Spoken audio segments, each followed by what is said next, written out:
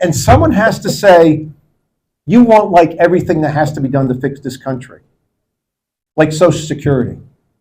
It has to be fixed for these young people. And I'm 61, everyone in this room is my age and older, has destroyed the future, allowed the future of 20-year-olds and 30-year-olds to be destroyed. They do not have the future that I have.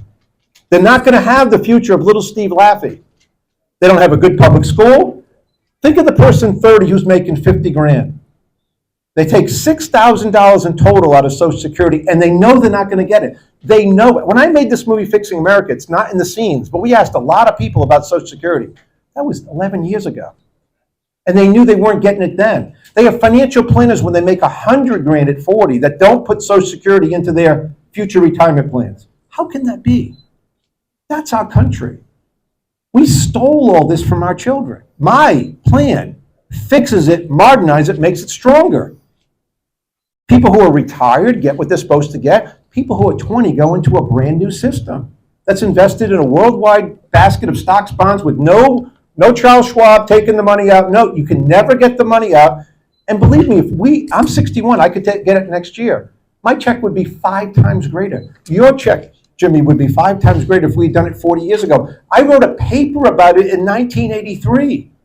I wrote an economics paper about this. I know this subject.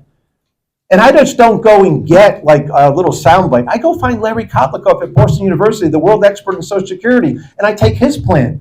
You know, I tell people I'm not an inventor, unfortunately, right? I'm not Graham Bell. But I know how to put people in the right place at the right time to do the right job. That's my background. I'm not really just a businessman. I'm a financial expert who fixes bad financial problems.